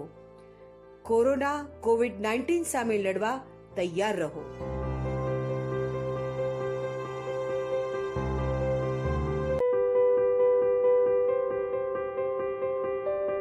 કોરોના વાયરસના ચેપથી સુરક્ષિત રહો. હોશિયાર બનો અને પોતાની જાતને કોરોના વાયરસ અંગે માહિતગાર રાખો. પ્રેમાળ, રહેમદિલ રહો અને એકબીજાને મદદરૂપ બનો. કોરોના વાયરસ કોવિડ-19 સામે લડવા તૈયાર રહો.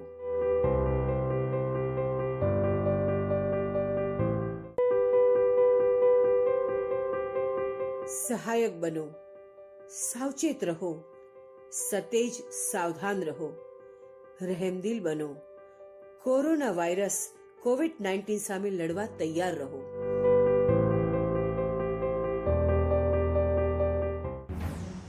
A global pandemic that's causing havoc worldwide. Face mask has been found to be the most effective means to fight the spread of COVID-19. World Health Organization and various researchers have also found that masks are critical in mitigating the spread of COVID-19. When you wear a mask, you protect yourself and people around you. Be a part of Mask Up India campaign.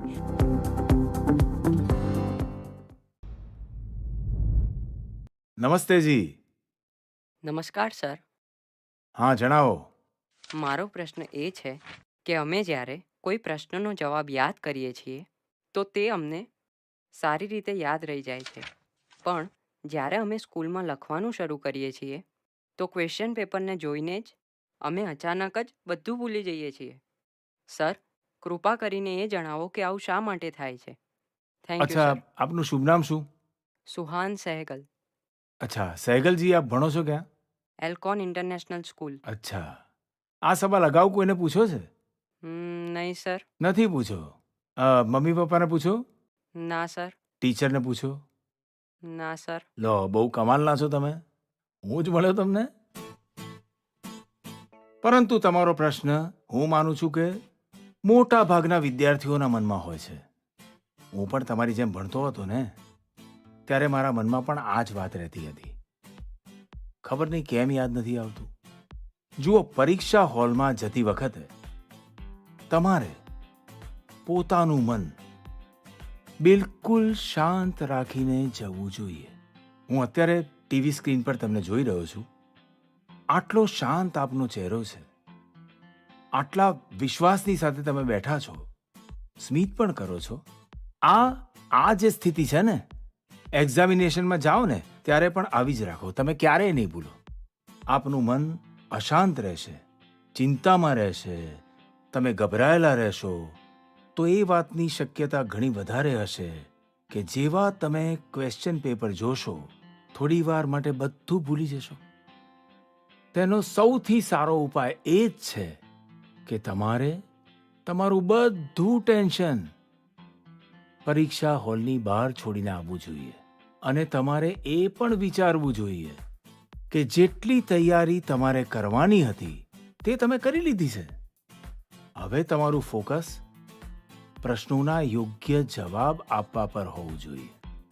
તમે એ વાતથી પણ ના ગભરાશો કે કંઈક નવું આવી જશે તો શું થશે, કંઈક એવું આવી ગયું જે તમે ભણ્યા જ નથી તો શું થશે. અને હું બધાને કહીશ, પરીક્ષાના તણાવને ઓછો કરવા માટે વગર ટેન્શન લીધે પરીક્ષા આપવા માટે ઘણી બધી એક્ટિવિટીઝ, ઘણા બધા ઉપાય તમને એક્ઝામ વોરિયર બુકમાં આપેલા છે. અને હજુ પણ એક્ઝામ વોરિયર બુકમાં મેં એક નવું એડિશન, આ મને કોરોનામાં થોડો સમય મળી ગયો તો મેં એમાં થોડું ઇમ્પ્રુવમેન્ટ પણ કર્યું છે, થોડું એડિશન પણ કર્યું છે. આ વખતે એમાં બાળકો માટે જ મંત્રો નથી, પરંતુ મેં પેરેન્ટ્સ માટે પણ ઘણું લખ્યું છે. ઘણી બધી એક્ટિવિટીઝ, નમો એપ પર પણ આપેલી છે. તમે એમાં પાર્ટિસિપેટ કરીને પોતાના મિત્રોની સાથે શેર પણ કરી શકો છો. અને મને વિશ્વાસ છે, થોડો પ્રયાસ કરો, મનમાંથી આ નીકળી જશે અને તમને ચોક્કસ ફાયદો થશે. અને આપના મિત્રો અને હું તમારી પાસે અપેક્ષા રાખીશું કે તમને જ્યારે પણ ફાયદો થાય મને લખીને જણાવો. એક્ઝામ વોરિયર વાંચીને મને પત્ર લખો. લખશો ને? જી સર. વાહ, શાબાશ. Thank you sir. ધન્યવાદ. નમસ્તે જી. મારું નામ ધારવી બોપટ છે. હું ગુજરાત અમદાવાદની ગ્લોબલ મિશન ઇન્ટરનેશનલ સ્કૂલના સંસ્કારધામની ધોરણ 11 કોમર્સની વિદ્યાર્થીની છું. શ્રીમાન, આ કોરોના કાળમાં ઉદ્યોગ, વ્યાપાર, સરકારને પણ તકલીફ પડી હશે. પરંતુ શું તમે વિચાર્યું છે કે વિદ્યાર્થીઓને કેવી તકલીફો પડી? સર, આ સંકટને હું પોતાના જીવનમાં કયા રૂપે યાદ રાખું? એવું લાગે છે કે અમારું વિદ્યાર્થીઓનું 1 વર્ષ વ્યર્થ ગયું હોય. મારી જગ્યાએ તમે હોત તો શું કરત? આપનું માર્ગદર્શન અમને દિશા આપશે. ધન્યવાદ. ધારવી, આપને નાનો ભાઈ છે? મોટા ભાઈ, નાના ભાઈ કોઈ છે ઘરમાં? સર, નાની બેન છે. હા, નાની બેન છે. નાની બેન છે. અચ્છા, નાની બેનને આવી રીતે જ વઢો છો જેવી રીતે અત્યારે કહેતા હતા? ના સર. હે? આવી રીતે આંખો ખોલીને બોલી રહ્યા હતા? અચ્છા, સાબરમતી આશ્રમ પહેલા આવ્યા હતા કે આજે પહેલી વાર આવ્યા છો? સર, પહેલી વાર આવી છું આજે. ફર્સ્ટ ટાઈમ આવ્યા છો? કેટલા વર્ષથી જી, સર. અમદાવાદમાં રહો છો? 6 વર્ષથી સર. અચ્છા, તો 6 વર્ષથી રહો હા, છો સર. અને તમને ક્યારે એવું ના લાગ્યું કે ભારતની આઝાદીનું આટલું મહત્વપૂર્ણ સ્થાન ત્યાં ક્યારેક જવું જોઈએ? આજે તો સવારથી આવી ગયા છો તમે લોકો. જી સર, બિલકુલ. તો તમે જોયું બધું? બધી ચીજો જોઈ? હા, જોઈ. મનને શાંતિનો અનુભવ થયો?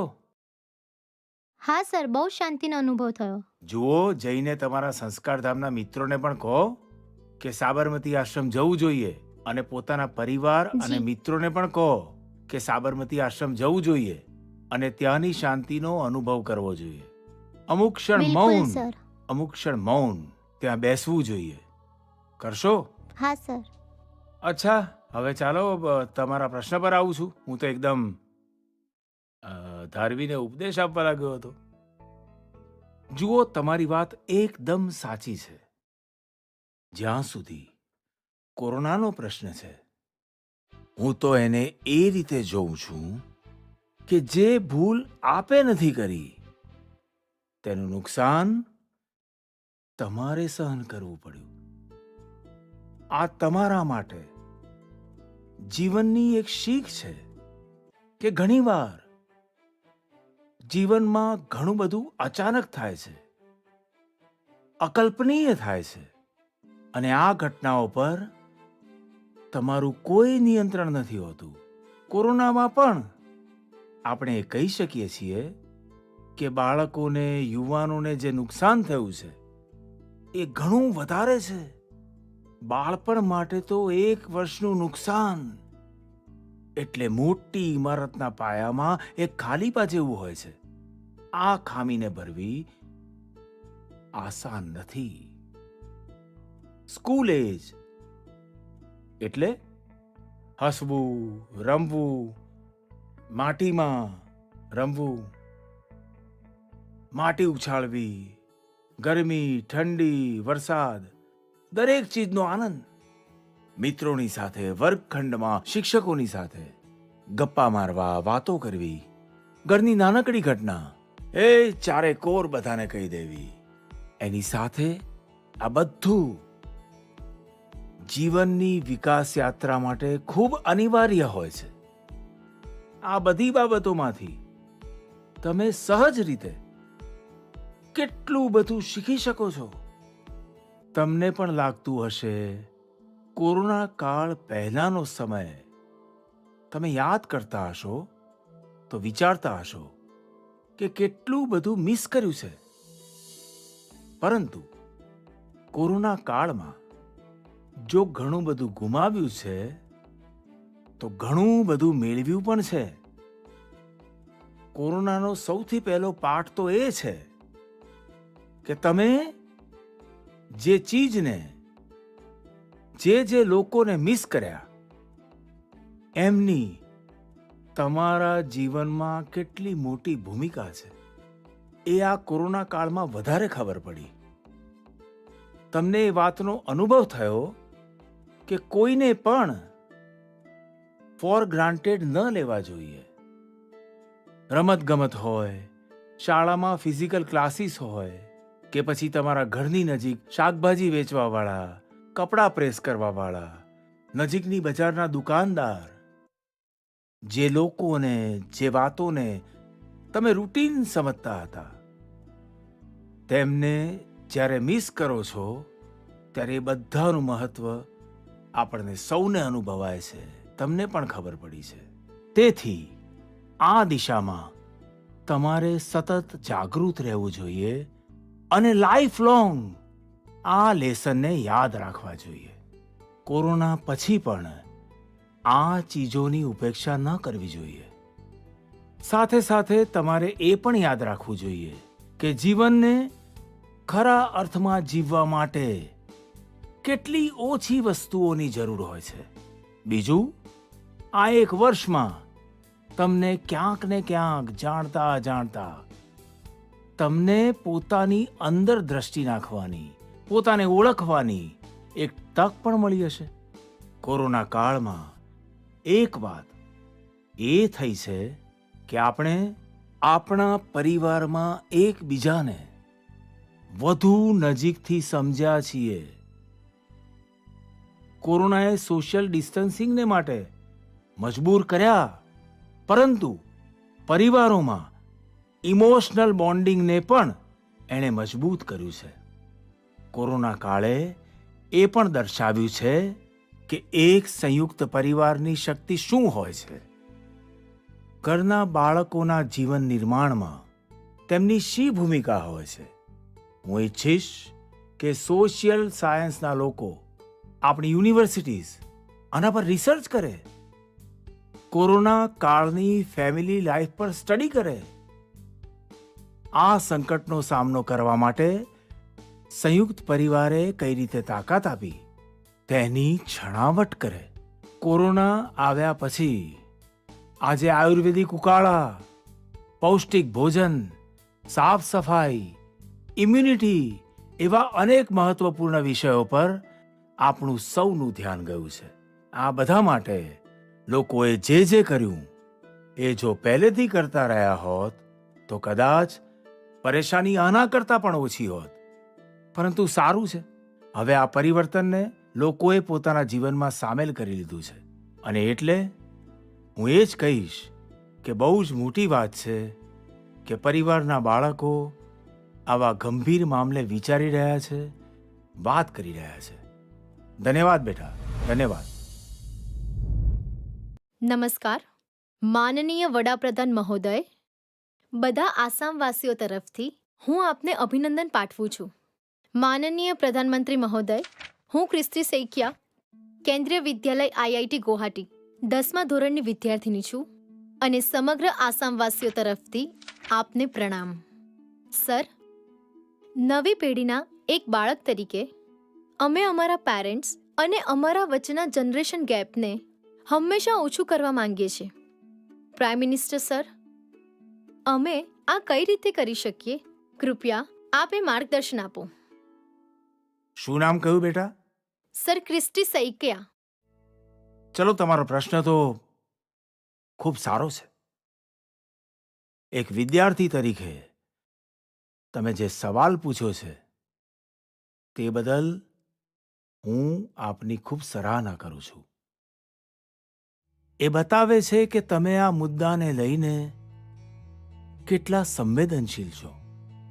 તમે ન માત્ર આ વિષયને સમજો છો, પણ બે પેઢીઓની વચ્ચે જનરેશન ગેપ ઘટે તે માટે પણ પ્રયાસ કરો છો. પરંતુ મારે પેરેન્ટ્સ સાથે આ વિષય પર વાત કરવી છે. એક વાત જે પેરેન્ટ્સે ડિસાઈડ કરવાની છે કે શું તેઓ વૃદ્ધાવસ્થા તરફ જવા માંગે છે કે પછી પોતાની ઉંમર ઘટાડવા માંગે છે. અને તમે પણ બેટા પોતાના મમ્મી પપ્પાને આ સવાલ જરૂર પૂછજો. જો જી, સર. પેરેન્ટ્સ વૃદ્ધાવસ્થા તરફ જવા માંગતા હોય તો બેશક પોતાના બાળકો સાથે ડિસ્ટન્સ બનાવી લે, ગેપ વધારતા રહે. જો તમારે નવજીવનની તરફ આગળ વધવું હોય, પોતાની ઉંમર ઘટાડવી હોય, યુવાન બની રહેવું હોય, તો તમે પોતાના બાળકો સાથેનો ગેપ ઓછો કરો, ક્લોઝનેસ વધારો. એમાં તમને ફાયદો છે. તમે યાદ કરો, જ્યારે તમારું બાળક 1 વર્ષની ઉંમરનું હતું ત્યારે તમે તેની સાથે કેવી રીતે વાત કરતા હતા? ત્યારે તમે એને હસાવવા માટે કેવા કેવા અવાજ કાઢતા હતા? તમે તમારા ચહેરાના જાત જાતના એક્સપ્રેશન્સ બનાવીને કેવી રીતે એનાથી વાત કરતા હતા? આવું કરતી વખતે શું ક્યારેય તમે વિચાર્યું હતું કે કોઈ જોશે તો શું કહેશે? તમે ક્યારેય વિચાર્યું કે લોકો તમને આમ કરતા જોશે તો કહેશે કે કેવો ચહેરો બનાવે છે, કેવો અવાજ કાઢે છે? શું ક્યારે એ સમયે તમે એ વિચાર્યું કે તમારા બાળકના મનમાં શું ચાલતું હશે? તમને તે સમયે આનંદ મળ્યો, તેથી તમે એ કર્યું. તમે કોઈની પરવા ના કરી, એટલે કે તમે બધું છોડીને સ્વયં એક બાળક બની ગયા. બાળકોની સાથે રમવા માટે તમે જાતે રમકડું બની ગયા અને બાળકોના રમકડા સાથે પણ એટલા જ આનંદથી રમ્યા. તમે યાદ કરો, ક્યારેક તમે ઘોડો બન્યા હશો, ક્યારેક બાળકને પીઠ પર બેસાડીને ચાલ્યા હશો, ક્યારેક ખભા પર બેસાડીને આખા ઘરમાં ઘૂમ્યા હશો, ક્યારેક 4 પગ પર ચાલ્યા હશો. બાળક રડે તેને છાનું રાખવા માટે તમે પણ ખોટું ખોટું રડ્યા હશો. ત્યારે તમને કોઈ ફરક નહોતો પડતો કે જોવાવાળા શું કહેશે, ઘરના બાકીના લોકો શું કહેશે, સમાજ શું કહેશે, મિત્રો શું કહેશે, કંઈ નહોતું વિચાર્યું. શું વિચાર્યું હતું? તમે એનો આનંદ ઉઠાવતા હતા. અને આવું બાળક 5-6 વર્ષનું થાય ત્યાં સુધી ચાલ્યા કરે છે. જેવું બાળક થોડું મોટું થાય કે એક સ્તરે મેન્ટાલિટી એવી આવી જાય છે કે મા બાપ બાળકને ડોમિનેટ કરવા માંગે છે, બાળકને દરેક ચીજ શીખવવા માંગે છે. અચાનક જેઓ મિત્ર હતા તેઓ મિત્ર રહેવાને બદલે બાળકના ઇન્સ્ટ્રક્ટર બની જાય છે અને ક્યારેક ક્યારેક તો ઇન્સ્પેક્ટર પણ બની જાય છે. સાથીઓ, બાળક જ્યારે બહારની દુનિયામાં પગ મૂકે છે તો ઘણી બધી વાતોને ઓબ્ઝર્વ કરે છે. ઘરમાં જે જોયું હતું એથી કંઈ વધુ, કંઈ અલગ, કંઈ નવું એ જોવા લાગે છે. એ સમયે તમારી જાગૃત જવાબદારી છે કે એ નવા વાતાવરણમાં આપનું બાળક વધુ ને વધુ વિકસે. અને એનો ઉત્તમ રસ્તો છે કે તમે તેના મન સાથે જોડાઓ, તેના મન મુજબ જ કરો અને તેની દરેક વાતને ઇમોશનલી અટેચ થઈને સાંભળો. એવું નહીં કે ફોન કરો ને તે બોલી રહ્યો છે, એવું ના હોવું જોઈએ. બિલકુલ એની સાથે જોડાઓ. તમને જે પસંદ ન હોય તેવું કામ તમારા બાળકે કર્યું હોય તો તેને વળશો નહીં, ખીજાઓ નહીં, માત્ર સાંભળતા રહો. સાંભળતી વખતે તેને લાગવું જોઈએ કે તમે એને કેટલો પ્રેમ કરો છો. હા, પરંતુ જે ચીજ યોગ્ય ના હોય તેને મનમાં રજીસ્ટર કરીને રાખો. અને આ ગ્રોઈંગ એજના બાળકો માટે કરવું અત્યંત જરૂરી હોય છે. તમે જેટલું શક્ય હોય એટલું તેની વાત સાંભળો, તેની વાત સમજો. તમે ઇન્સ્ટ્રક્ટર બનીને તેને સવાર સાંજ શું કરવાનું છે એ ના સમજાવો. વારંવાર એ ના પૂછો કે મેં આમ કહ્યું હતું, શું શું કર્યું. માત્ર પોતાની આંખો ખુલ્લી રાખો, કાન ખુલ્લા રાખો, તેના પર ધ્યાન આપો. તેમાં સુધાર અંગે જે વાતો તમે રજીસ્ટર કરી છે જે તમને ઠીક નથી લાગી તેને ઠીક કરવા માટે પૂરતો વિચાર કરીને એક એન્વાયરમેન્ટ ક્રિએટ કરો, જેથી એને પોતાને લાગે કે એ શું ભૂલ કરી રહ્યો છે. જ્યારે મા બાપ બાળકો સાથે સમાન ઉંમરનો વ્યવહાર કરે છે ત્યારે કોઈ ઇસ્યુ પેદા નથી થતા. જેમ કે બાળક કોઈ નવું ગીત સાંભળી રહ્યો છે, કોઈ નવું મ્યુઝિક સાંભળીને આનંદ લઈ રહ્યો છે, તો તમે પણ તેની સાથે આનંદમાં સામેલ થવાની કોશિશ કરો. એને એમ ના કહો કે 30 વર્ષ પહેલા અમારા જમાનામાં આવા ગીતો હતા, અમે એ ગીત વગાડીશું. ના, એમ ના કહો. એને જે ગીતો પસંદ હોય એની સાથે જોડાઓ, આનંદ લો ને. એ સમજવાનો પ્રયાસ તો કરો કે આખરે આ ગીતમાં એવું શું છે કે તમારું બાળક એને પસંદ કરે છે. પરંતુ થાય છે એવું કે આપણે જોઈએ છીએ કે બરાબર તે સમયે કેટલાક મા બાપ એવું કહેવા લાગે છે કે આ કેવું બેકાર ગીત સાંભળે છે, અસલી સંગીત તો અમારા જમાનામાં હતું. હવે તો જે બને છે એ માત્ર ઘોંઘાટ હોય છે. થાય છે એવું કે બાળક તમારી પાસે આવીને તમને કોઈ વાત સંભળાવે છે. તે કહે છે કે આજે સ્કૂલમાં અમે આવું કર્યું હતું. તો ક્યાંક તમે તમારી જ વાર્તા લઈને નથી બેસી દેતા ને? અરે, આ તો એવું શું છે, આમાં શું નવું છે, આ તો આવું જ છે. પોતાના બાળકોની સાથે તેની જનરેશનની વાતોમાં એટલો જ રસ દર્શાવો. તમે તેના આનંદમાં સામેલ થશો તો તમને જોવા મળશે કે જનરેશન ગેપ કેવી રીતે ખતમ થાય છે. અને કદાચ તમે જે વાત તેને કહેવા માંગો છો તે તેની સમજમાં પણ ન આવે. તેથી જનરેશન ગેપને ઘટાડવા માટે બાળકો અને વડીલોએ એકબીજાને સમજવા પડશે. ખુલ્લા મને વાતચીત કરવી પડશે, ખુલીને વાતો કરવી પડશે, સમજવું પડશે, સાંભળવું પડશે અને કદાચ પોતાની જાતને બદલવાની તૈયારી પણ રાખવી પડશે. ચલો, આસામમાંથી મને આટલો સરસ સવાલ મળ્યો. મેં થોડો લાંબો જવાબ આપી દીધો, પરંતુ મને સારું લાગ્યું. ખૂબ ખૂબ ધન્યવાદ બેટા. ધન્યવાદ સર. નમસ્તે સર. નમસ્તે.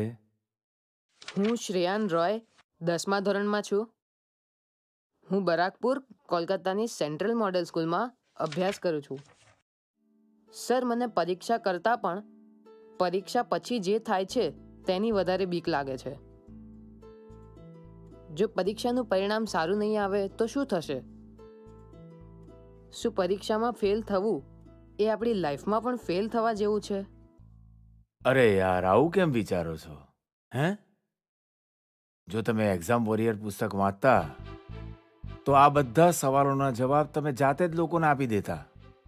પરંતુ આપનો સવાલ મહત્વપૂર્ણ છે અને કદાચ આવા સવાલો વારંવાર ઉઠે પણ છે અને વારંવાર જવાબ પણ આપવા પડે છે. એકવાર કહેવાથી વાત પૂરી નથી થવાની. અને હું આ વાત ખુલ્લા મને કહેવા માંગુ છું કે કમનસીબે શિક્ષણના ક્ષેત્રમાં અને પારિવારિક જીવનમાં વિચારવાનું ક્ષેત્ર એટલું સંકોચાઈ ગયું છે. પરીક્ષામાં તમને જે માર્ક્સ મળ્યા તે તમારી લાયકાતનો માપદંડ ન હોઈ શકે. ભારત જ નહીં, દુનિયાભરમાં તમે એવા ઘણા સફળ લોકોને જોશો જેમને ક્લાસમાં ભલે ઊંચા ગુણ ન મળ્યા હોય, પરંતુ આજે તેઓ પોતાના ફિલ્ડમાં સર્વશ્રેષ્ઠ છે. આ પરીક્ષા માત્ર એક પડાવ છે. આ પરીક્ષામાં માર્ક્સ ઓછા આવવાનો મતલબ એ નથી થતો કે તમારા જીવનમાં બહુ મોટું નુકસાન થઈ રહ્યું છે. હા, ભવિષ્યમાં તમારે જે એક ચીજથી ખાસ બચીને રહેવાનું છે તેના વિશે હું તમને જરૂર જણાવીશ. એક આ નવી જાતની કુરીતિ આવી રહી છે સમાજમાં, જેને આપણે ડેસ્ટિનેશન ફીવર કહી શકીએ છીએ. એટલે બીજી વ્યક્તિ કોઈ અલગ ડેસ્ટિનેશન પર છે તો એને જોઈને પોતાની ડેસ્ટિનેશન નક્કી કરવી. તમારા કોઈ સ્વજન ક્યાંક જઈને સફળ થયા, તમને લાગે છે ત્યાં જઈને તમે પણ સફળ થઈ જશો. કોઈ અસફળ થયું તો તમને લાગશે કે આપણે પણ એ ફિલ્ડમાં જઈશું તો અસફળ થઈશું. આપણને લાગે છે કે એ સ્ટુડન્ટ આ દિશામાં ગયો, આ ક્ષેત્રમાં ગયો, આ બન્યો, આ ક્ષેત્રમાં એણે આ નામના મેળવી, તો આપણે પણ એવું જ કરીશું, ત્યારે જ આપણું જીવન સફળ થશે. આ વિચાર યોગ્ય નથી મિત્રો. આવા વિચારોને કારણે જ ઘણા સ્ટુડન્ટ્સ આટલા તણાવ હેઠળ જીવી રહ્યા છે. તમે જે ભણો છો તે તમારા જીવનની સફળતા અને નિષ્ફળતાનો માપદંડ માત્ર એ જ ન હોઈ શકે. તમે જીવનમાં જે કરશો તે તમારી સફળતા અને નિષ્ફળતા નક્કી કરશે. તમે લોકોના પ્રેશર, સોસાયટીનું પ્રેશર, માતા પિતાનું પ્રેશર, આ બધામાંથી બહાર આવો. આપણે પોટેન્શિયલને જાણવા માટે મેદાનમાં કૂદવું જ પડે છે. મને લાગે છે કે તમને તમારો જવાબ મળી ગયો હશે. દોસ્તો, મને ખૂબ સારું લાગ્યું. આપ સૌની સાથે વર્ચ્યુઅલી મળવાની મને તક મળી. હું આપ સૌને ખૂબ ખૂબ ધન્યવાદ પાઠવું છું. ખરેખર મને ખૂબ મજા આવી. તમારા સૌની સાથે વાત કરવી એ મારા માટે પણ એક ઉમંગથી ઓછું નથી, આનંદથી ઓછું નથી. મને લાગે છે કે તમને સૌને પણ જરૂર આમાંથી કોઈને કોઈ વાત ઉપયોગી થશે. જરૂરી નથી કે મેં જે કહ્યું છે તે મુજબ જ કરવું. વિચારો, પોતાની રીતે વિચારો. સાથીઓ, આજે હું તમને એક મોટી એક્ઝામ માટે તૈયાર કરવા માંગુ છું. આ મોટી એક્ઝામ છે જેમાં આપણે 100% માર્ક લઈને પાસ થવાનું જ છે. આ છે આપણા ભારતને આત્મનિર્ભર બનાવવું.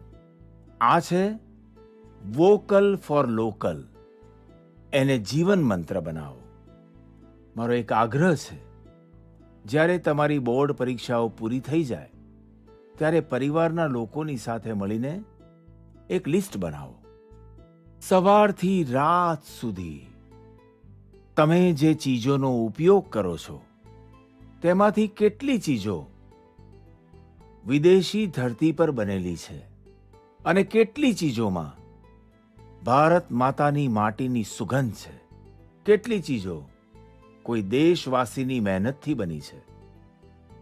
આ ઉપરાંત એક્ઝામ પછી કરવા માટે એક ટાસ્ક તમને આપવા માંગુ છું. તમે સૌ જાણો છો કે આપણો દેશ આઝાદીના 75 વર્ષના ઉપક્રમે આઝાદીનો અમૃત મહોત્સવ ઉજવી રહ્યો છે. અમૃત મહોત્સવમાં આપણા સ્વાતંત્રતા સેનાનીઓ વિશે તમે બધા લોકો જાણો, આઝાદીની લડાઈ વિશે જાણો. તેના માટે દેશે એક અભિયાન શરૂ કર્યું છે. તમારે આ અભિયાન સાથે જોડાવાનું છે. તમે તમારા રાજ્યની આઝાદીની લડાઈ સાથે સંકળાયેલી 75 ઘટનાઓ શોધી કાઢો. તે કોઈ વ્યક્તિના સંઘર્ષને લગતી હોઈ શકે, કોઈ ક્રાંતિવીરને લગતી હોઈ શકે છે. આ ઘટનાઓને તમે તમારી માતૃભાષામાં વિગતવાર લખો. એ સિવાય હિન્દી કે ઇંગ્લિશમાં લખી શકો તો પણ સારું છે. તમે આને આખા વર્ષનો પ્રોજેક્ટ બનાવો અને ડિજિટલ રીતે તેને કઈ રીતે કરવું તેને માટે તમારા શિક્ષકોનું પણ ગાઈડન્સ મેળવો. તમે તમારા શિક્ષકો સાથે વાત કરો, પોતાના પેરેન્ટ્સ સાથે, દાદા દાદી સાથે વાત કરો. તમે શું કરી શકો છો તેના પર ચર્ચા કરો.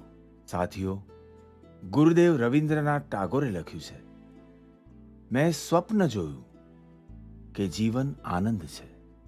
હું જાગ્યો અને જોયું કે જીવન સેવા છે. મેં સેવા કરી અને જોયું કે સેવામાં જ આનંદ છે. તમે સ્વયં જુઓ, જ્યારે આપણી ઈચ્છાઓ, આપણા લક્ષ્ય દેશની સેવા સાથે જોડાય છે ત્યારે આપણે કરોડોના જીવન સાથે જોડાઈએ છીએ. તેથી મોટા સપના જોવાના છે, દેશ માટે વિચારવાનું છે. મને પૂરો વિશ્વાસ છે તમે આ એક્ઝામ બહુ સારા માર્ક સાથે પાસ કરશો. ત્યાર પછી જીવનમાં બહુ જ આગળ વધશો. તેથી ખૂબ ભણો, ખૂબ રમો, ખૂબ મસ્તી કરો. રિઝલ્ટ પછી મને તમારા સંદેશ પણ મોકલજો. હું રાહ જોઈશ.